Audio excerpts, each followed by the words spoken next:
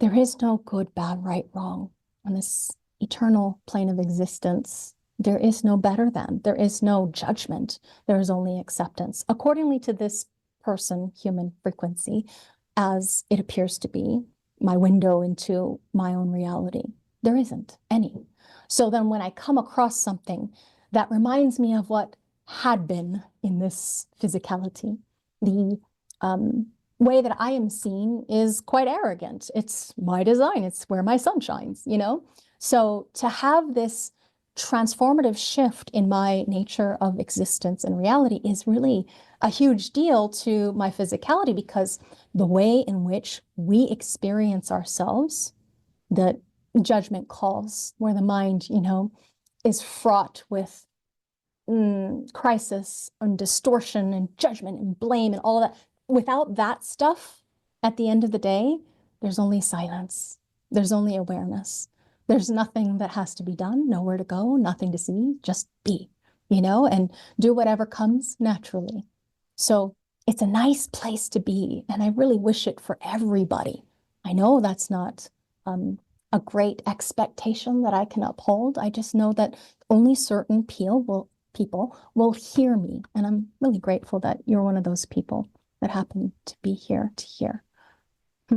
Human design, according to Ra, is about the liberation of the mind, the passenger, the individual. One person at a time. This is the way that it is transmitted. This is the way that we wake up, one being at a time. We do not wake up in groups. I mean, it's just a physical impossibility. We can get conditioned in groups, but individually, we don't wake up in groups. It is a homogenizing field. So because especially our next era is only about this individual, the individual accordingly to one's strategy and honoring oneself as one's own authority, operating from the individual sovereignty of the nature of being.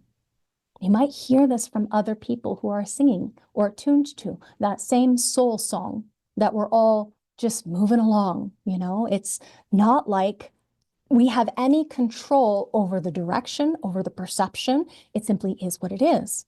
So this individual that we are moving into, the empowerment, self-empowerment, that is true. This is what can survive in these radically shifting and rapidly changing times. When it comes to the background frequency shift, the Ides of February 2027, I don't feel it an accident that it happens to be exactly on my birthday. When it comes to falling away of the old background frequency that will no longer support us. It's no longer about tribal business, not really.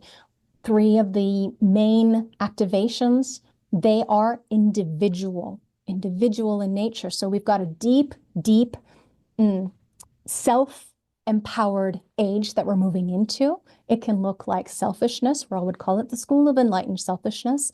It can look like I don't care about you, because truly it's not that era. As we move into it, it's, you got a problem? Oh, I'm not sensitive to your needs anymore. That's tribal, you know, community business. No, I'm busy, charismatic, doing it all on my own. You're dying? Sorry about that, according to how Ra put it.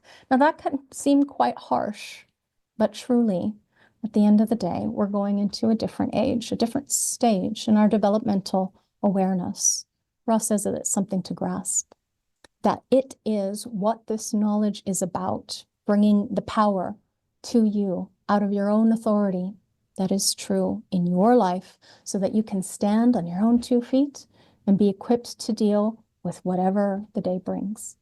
This cycle, as we move away from the tribal collective, okay, the moving away from the love, honor, and obey till death do us part, and everybody obey in the same way, and if not, off with your head, you know, very long dead and gone, really. You still have those people who are clinging, those people who, the rise of socialism, fundamentalism, communism, it's their last dying gasp, according to Ra. Please understand, there's nothing good, bad, right, wrong. It's just part of the evolutionary journey. Nothing wrong with anybody. Everyone is helpless to the program. We're all instruments of the program. We are patterns of the program within a pattern, looking at a pattern, and everything is just a cyclical journey. And at the end of in the spiral of life, all ends are new beginnings. So there's always going to be this evolutionary process. It's always darkest before the dawn. They say that with gate 36. It's crisis, you know, as far as the experience that we have been having. And as the cycle is moving away from the tribal collective world, moving to individuality, it means that the whole emphasis of our next 400 or so years of life are going to be very, very vastly different from the last 412 years is the total age of the cycle or length of the cycle that is closing. So human beings believe or are ingrained or entrained or conditioned to think that life is going to continue. It has been, so it always will be. That's not the truth when it comes to these divides, these great change times every 400 years. We don't remember what it was like 412-ish years ago. We don't. We can listen ear to the ground to the history, but history is written by the victor. So we don't know, you know, truly what was so. Not really, not truly. The only thing that we can trust now, here, moving into the next era, is being our own authority.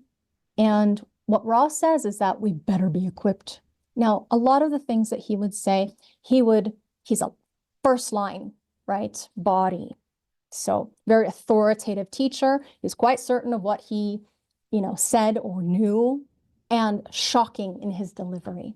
So if you ever listen to anything of Ra, don't get scared. You know, he had a flair for the dramatic. He had a dramatic bent inside of him to try and capture your attention, to get your attention, to impact you, you know. And he was a performer, really. If you look at his gate 12, 12 is the gate that can mutate you when you listen to it. Whoever is a 12 and you listen to them, they mutate you. It's part of the power, particularly of a manifestor. So being able to handle yourself, he's doing it like a not so loving parent, you know, a more strict taskmaster kind of person.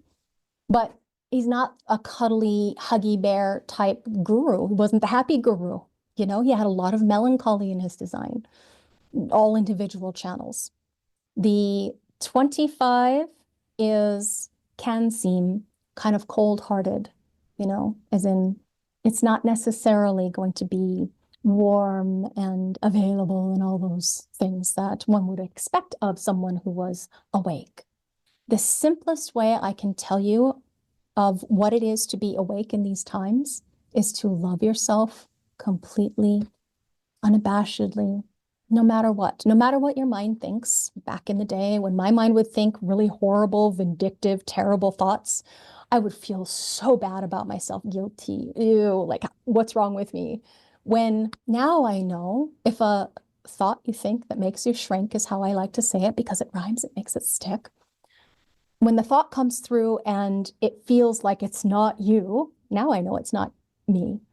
You can shrug it off and say, hey, what to do? That's not really me. And go back to strategy and authority rather than with me, it's a knee-jerk reaction and, you know, out come the claws. Fear at an attempt to protect oftentimes shows up like anger. So I think adrenalized fear can masquerade as anger, as an example. So to be able to handle yourself because you are fully capable, because you're here now, because you're listening, because you're experimenting, it is the thing that's going to help you. Because again, nobody coming to rescue, save, fix you. It's just not part of the nature of what's happening. Now, strategy and authority is the thing that Ra created out of his download in order that we, who are parents, who are pain in the neck to decondition, we're adults, very hard to decondition, It's so that we as parents can experiment to the best of our ability to be our own authority and pass on the knowledge to our children. Okay, so it's not about attempting to manipulate or distort reality or, like the ostrich, stick your head in the sand. It is this incredible protection that we can give to our families, particularly, of course, our children. Ra watched the wave. He said it was his job to watch the wave. He was an undefined emotional system. We think about what the wave means. Well, it's experiential, it's tribal, it's individual. It is part of the mutative shift, the solar plexus. It is the developing spirit consciousness. Currently, it's still in its mutative, maturing process, in that the emotional system, the solar plexus, is dominated by its motor function. It's part of the thing that is mutating us. And there's this unseen connective field between the emotional system and the ajna, this back and forth movement of awareness. It's why you can experience, not even here in this current moment, we can re-experience, let's say, a past pain, a trauma, a memory, or something that you maybe refashion, a new story, a new belief, a new faith or hope, and you can feel something emotionally in your body, as in your mind story can help you to feel emotions. This is one of the things that helps me as an emotional being to get rid of some of the buildup of the energy. Anybody who has definition between the motors with no direct outlet to the throat. So I'm saying anybody who is not manifested or an emotional manifesting generator with emotional manifestation capability that is directly connected to the throat. So everybody else, to be able to release some of that tension in the body. Everybody else who is emotional, no outlet to the throat. Sometimes, for me, it helps watching movies, to feel the feels, my daughter calls it, to feel those things, to feel things deeply in order to learn. That's my stream of feeling. So it just helps to move the energy. You don't want that stuff stagnant and stuck. You gotta, this is gonna sound trite but true. Sorry, part of my Saturn. Feel it to heal it. Saturn cycle. Feel it to heal it. Feel it to heal it. You cannot stuff energy, emotions. It's toxic to the physicality. What is it going to affect? In the emotional system, we're talking about nervous system. We're talking about digestion. We're talking about lungs and breathing, grief. If you're holding grief, you don't want to do that. You got to express it. And that's why I wrote that poem yesterday for my father-in-law as he passed away. Ra says that this momentum that is building and will build all the way up to 2027, because this is the last chance, and I mean it, this is the last chance. All of those who were born before the turning of the wheel, we are the last ones. We are the last ones that will carry the fertility of the possibility of being able to discover out of the not self consciousness. So discover out of our not self awareness, discover what is true, discover what is trustworthy, discover what is real and honest and authentically in integrity. It takes the development of patience for those of us who are emotional. It just takes 50% of the population. It takes following and being your own authority to get to that place of awareness. And truly, what awareness brings is unconditional acceptance and love of self.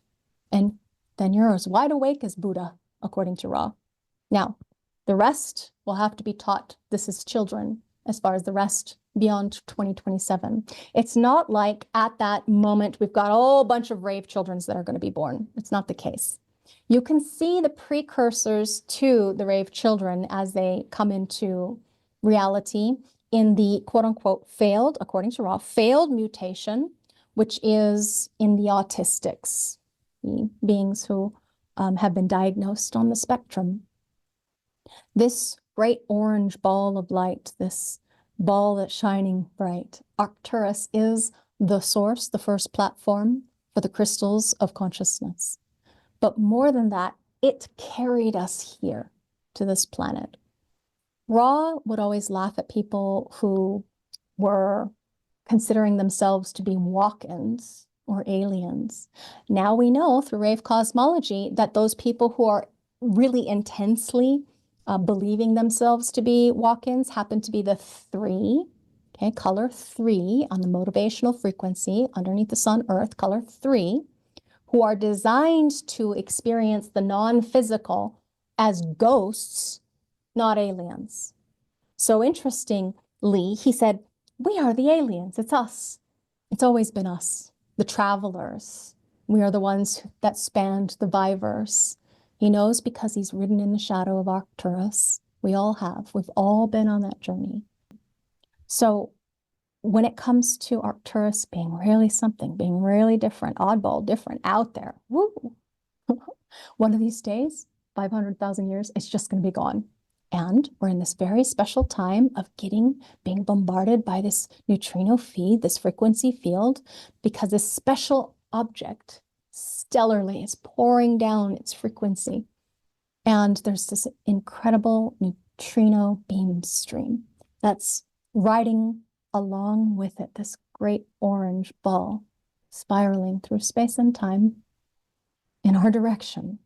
So somewhere in Ra's mystical writings, he wrote that this is the only star that he would bow his head to. He would bow his head to Arcturus, because poetically speaking, this is the way you should honor in the Oriental sense of the word and the Asian sense of the word, honor, we honor, bow down to the great ancestor, as in the beginning of something, where we came from. This something that embodies beginnings, like you give a nod to the powers that be or whatever happens to be. So if anything embodies the beginning of consciousness, if there's one thing to remember from this particular lecture, it's that Arcturus is where we came from, according to the voice, as far as the crystals of consciousness. Not this life imprinting, unless your unconscious north node happens to be in gate 32. Then obviously you've got that as a portal, as an unconscious directional feed. Yeah. So we're looking at the crystals of consciousness first organized around Arcturus, is the way that he's putting it here. And this, in that sense, is literally the beginning of the consciousness of the totality of existence. So it's an extraordinary instrument in all of this, and it's there for us to see, shining brightly. Now, when we look at this opportunity that you, me, everybody has to live out the creative beauty of what it is to be us, individually, sovereign and free, perfect in our imperfection, we have this experience to be not only from that seven-centered way of its strategic business that at the end of the day is just fading or passing. From that, we move into this new background frequency that is going to facilitate uniquely in every individual a full 9-centered way of being. And we don't know what that's like for anybody because it's individual. It's absolutely individual. And I know, having been on this journey long enough to see the dramatic and fascinating mutative shift that I've gone through, that I've seen my clients and students, beloved beings that walk along with me, I know that each one of you might potentially, at times, question your sanity. Because in the beginning, your deconditioning process, it's like your mind cracks. The things that you thought were or believed to be true about you, those things are absolutely not in your view anymore at some point. It's like eggshells shattering, falling away. And at the end of the day, what are you left with? Newly born chick, or maybe you're a smoking biker, or maybe you're somebody who, climbed up the corporate ladder. It doesn't matter. Everyone is created uniquely, differently, and sovereign and free. And sometimes the only place you can find that is here in this being. So Let's say you're confined to a wheelchair or you're in jail. Not a lot of freedom there, is there? Let's say you're confined to a body that is in pain or suffering from illness or decay or disease. Not the kind of freedom that one thinks of generally, to go climbing the mountain, sailing across the seas. No, you're locked in physicality. The only thing that you do have, somewhat to the degree of the development of the quality of your consciousness, is the connective field to the all that isness, the greater witness passenger consciousness. And this is the thing that we're wanting you to get accordingly to embracing this life of this vehicle, body, form, principle, to experience it perfectly through the mind. And when I say perfect, I'm not saying, ooh, exalted, better than you. No, it's absolutely unique and different and special for everybody. And the mind vacillates as it is intended to be, as in the mind in its fecundity. It is something that absolutely has a counterpoint in view. It can see things in this way, it can see things in that way. Now, in that way, let's say that it is something that doesn't feel right inside of you. We call that distraction. It'll feel akin to all of the not self open places, centers in your design. It'll feel akin to that, and it will dysregulate you to the point where you're feeling frustration, anger, bitterness, disappointment. Okay, that's the signpost that you're distracted. And when you're in distraction, what happens is you're more likely to come to this place of awareness where you are distorted in your mental frequency. We call that transference. So when you're in the transference place, a little bit of rave psychology for you, when you're transferred, it's like, I know I'm distracted. I know I'm transferred. Sometimes you can't help it. You're still angry, frustrated, bitter, disappointed. These are the best places to go back to strategy and authority, if you can.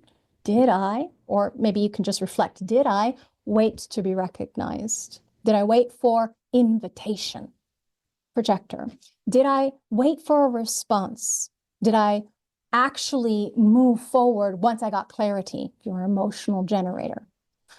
Did I inform before I took action? Manifestor.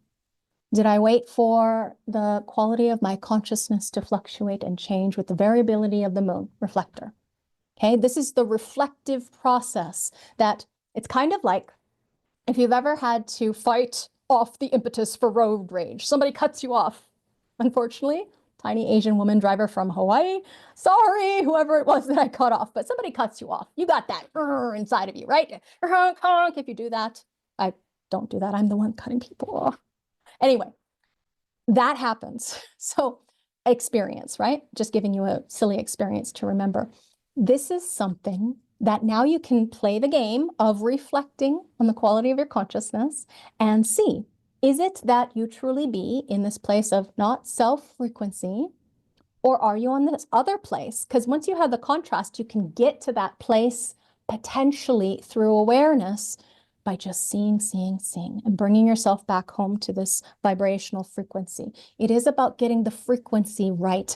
Nothing on this planet exists without frequency. Everything is vibrating, everything is moving, everything is frequency. So by experimenting, type strategy and authority, by following your dietary regimen, primary health system, some people call it personal health system, I quite like that, and then your rave psychology. Now it's like the flower can bloom. And what is the flower?